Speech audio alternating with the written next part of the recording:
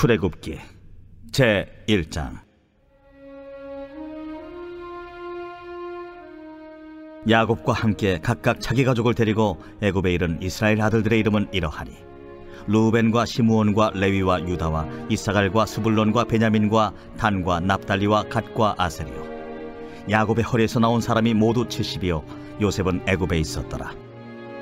요셉과 그의 모든 형제와 그 시대의 사람은 다 죽었고 이스라엘 자손은 생육하고 불어나 번성하고 매우 강하여 온 땅에 가득하게 되었더라. 요셉을 알지 못하는 새 왕이 일어나 애굽을 다스리더니 그가 그 백성에게 이르되 이 백성이 이스라엘 자손이 우리보다 많고 강하도다. 자, 우리가 그들에게 대하여 지혜롭게 하자. 두렵건대 그들이 더 많게 되면 전쟁이 일어날 때 우리 대적과 합하여 우리와 싸우고 이 땅에서 나갈까 하노라. 감독들을 그들 위에 세우고 그들에게 무거운 짐을 지워 괴롭게 하여 그들에게 바로를 위하여 국고성 비돔과 라암셋을 건축하게 하니라. 그러나 학대를 받을수록 더욱 번성하여 퍼져나가니 애굽 사람이 이스라엘 자손으로 말미암아 근심하여 이스라엘 자손에게 일을 엄하게 시켜 어려운 노동으로 그들의 생활을 괴롭게 하니 곧 흙 이기기와 벽돌 굽기와 농사의 여러 가지 일이라. 그 시키는 일이 모두 엄하였더라.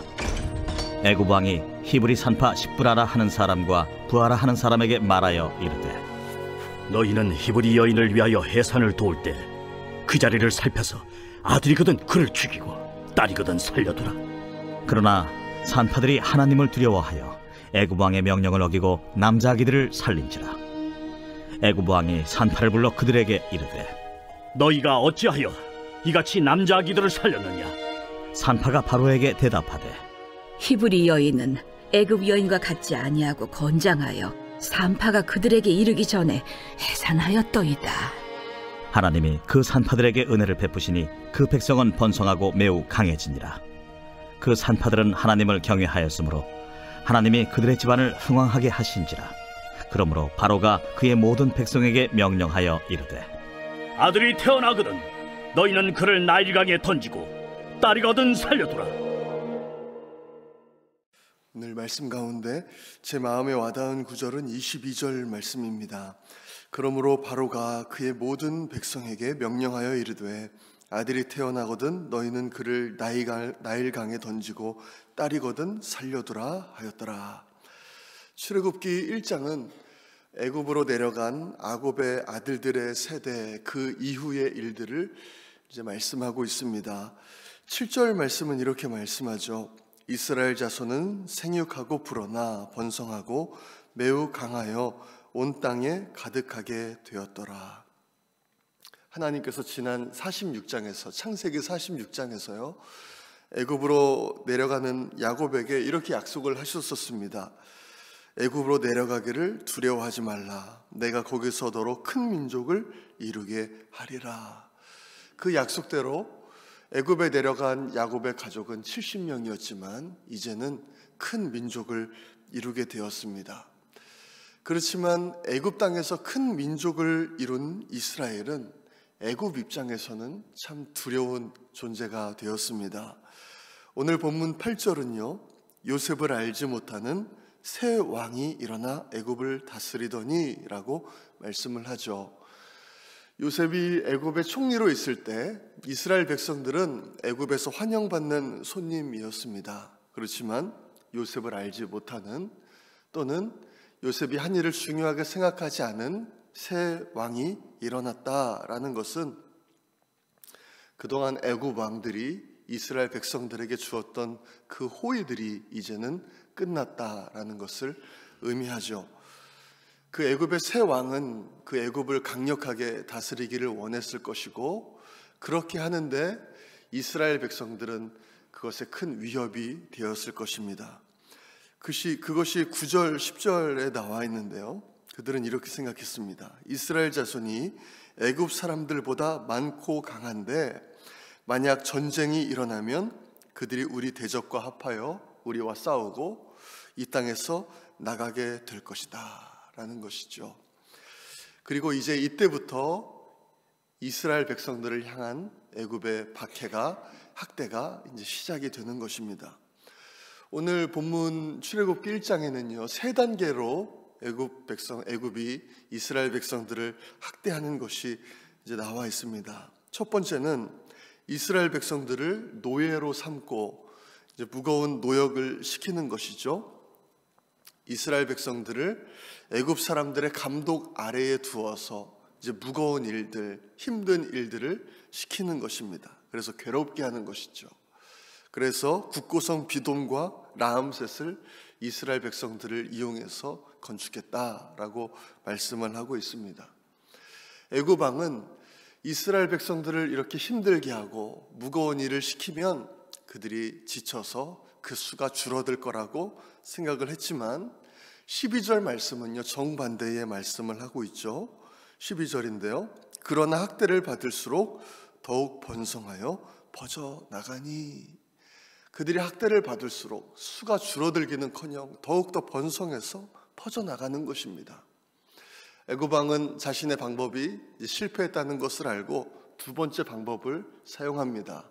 그것은 이스라엘 산파들에게 명하는 것인데요. 어떻게 명하는 것이냐면 이스라엘 여인들이 출산할 때 그 출산을 도우면서 그 태어나는 아이가 여자아이면 살려두고 남자아이면 은밀하게 그들을 죽이라 명령을 하는 것입니다. 그런데 오늘 본문을 보니까요, 이 이스라엘 산파들은 하나님을 두려워해서 애굽 왕의 명령을 어깁니다. 그리고 이스라엘 그 남자 아기들을 살리는 거예요. 성경에 그 산파의 이름이 기록이 되어 있죠. 10절을 보면 시브라 그리고 또 부하 이렇게 기록하고 있습니다. 이 두 사람은 이스라엘 산파들을 대표하는 지도자들이었을 것입니다. 그 밑에 많은 산파들이 이제 거느리고 있었을 거예요. 우리가 출애굽기 1장을 보면 하나님께서는요, 애굽 왕이 누구인지를 이름을 기록하지 않으셨습니다. 그래서 이때의 애굽 왕이 누구인지 사실 명확하지가 않죠. 그렇지만 아무도 알아주지 않는 이스라엘의 그 산파 2명, 지도자 2명의 이름은 기록하셨습니다. 자신들의 생명을 걸고 애굽 왕의 명령에 불순종한 이 시브라와 부하라는 이 사람의 이름들을 기록하신 거죠. 결국 두 번째 방법도 실패하게 됩니다. 그러자 애굽 왕은 이제 세 번째 방법으로 애굽의 모든 백성들에게 명령을 내리는데요. 누구든지 이스라엘 사람들에게서 남자 아이가 태어나는 것을 본다면 그 아이를 나일강에 던지라라는 명령이었습니다. 이것이 얼마나 잔인한 명령입니까? 지금 생각하면 말도 되지 않는 그런 잔악무도한 명령입니다. 이 짧은 명령은 이 시대에 이스라엘 백성들이 애굽 땅에서 얼마나 잔악한 학대 가운데 있었는지를 우리에게 단적으로 보여주죠. 우리는 이 출애굽기 1장 말씀을 보면서요, 이런 의문을 품게 됩니다. 이스라엘 백성들에게 찾아온 이 고통은 과연 어떤 의미가 있는 것인가 라는 것이죠. 하나님께서 분명히 야곱을, 또 야곱의 가족들을 애굽으로 보내셨는데, 그런데 왜 이런 고통을 허락하시는가 하는 것입니다. 이런 이해할 수 없는 고통의 시간을 겪을 때에 우리는 그것을 두 가지 관점으로 바라볼 수가 있습니다. 첫 번째는 그 고통의 시간은 우리를 부르시는 그 소명의 시간일 수 있다라는 것입니다. 그 고통의 시간을 통해서 하나님은 우리를 부르시는 것이죠. 이스라엘 백성들은요, 애굽 왕의 핍박을 통해서 출애굽이라는 소명을 발견하게 됩니다. 만약 이스라엘 백성들이 애굽 땅에서 계속된 번영만 경험했다면 그들은 가나안 땅, 약속의 땅, 하나님께서 아브라함을 부르시고 이삭과 야곱을 부르셨던 그 땅으로 돌아갈 생각을 하지 않았을 것입니다. 그렇지만 이 이스라엘 백성들은 그 애굽에서의 그 고통을 통해서 이제 하나님의 부르심으로 가까이 나아가게 되죠. 바로 출애굽입니다. 이해할 수 없는 고통을 이해하려고 노력하는 그 두 번째 관점은, 그 고통의 시간은요, 하나님께서 우리를 기도의 자리로 부르시는 시간일 수도 있다라는 것이죠. 이스라엘 백성들은요, 이 고통의 시간에 그냥 그것을 기꺼이 견디며 그 힘든 일을 감당하며 그렇게만 있고 있지는 않았습니다. 우리가 나중에 보겠지만 하나님께서 모세를 부르시는 장면을 보면요, 하나님께서 이렇게 말씀하십니다.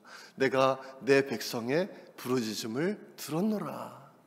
이스라엘 백성들은요, 이 고통의 시간에 하나님께 기도했습니다. 그냥 기도할 뿐만 아니라 하나님께 부르짖으며 간절히 하나님을 찾으며 기도했죠. 그리고 그 결과 그들은 출애굽이라는 하나님의 역사를 경험하게 됩니다. 오늘 말씀을 보면서 우리가 채워야 할 것은 우리에게 비록 이해하기 어려운 여러 가지 상황들 가운데 있다 할지라도 하나님의 뜻이 분명히 있음을 믿고 우리가 낙심하지 않고 기도하며 하나님을 의지하는 것이라고 생각을 해봤습니다. 우리가 믿는 하나님은 분명히 살아계시기에, 하나님의 백성에게 우연은 없기에, 하나님은 모든 것을 합력하여 선을 이루시는 우리를 너무나 사랑하시는 하나님이시기에 우리는 오늘도 어떤 상황 가운데 있다 할지라도 낙심하지 말고 주님 의지하며 나아가기를 소망합니다. 우리가 이해할 수 없는 어려움의 시간에 있다 할지라도 우리가 더욱더 주님 의지하시고 더욱더 기도로 승리하시는 우리 모든 성도님들 되시기를 간절히 소망합니다. 시간에 우리 함께 기도하겠습니다. 모든 상황 가운데 주님의 뜻이 있음을 믿고 또 모든 것을 합력하여 선을 이루실 그 주님을 저희가 더 의지하게 하시고 더 기도로 나아가는 저희들 될 수 있도록 함께 기도하겠습니다. 또 한 번 더 기도할 때 구령 열정을 더하셔서 우리가 전도에 힘쓸 수 있도록 도와주시고, 우리가 품은 전도 대상자를 위해서 끝까지 기도하게 하시고, 또 이번 뉴오프 썬데이 기간에 전도된 우리 새 가족들이 우리 교회에 잘 정착할 수 있도록, 그들이 믿음으로 강건해질 수 있도록 우리 기도하겠습니다.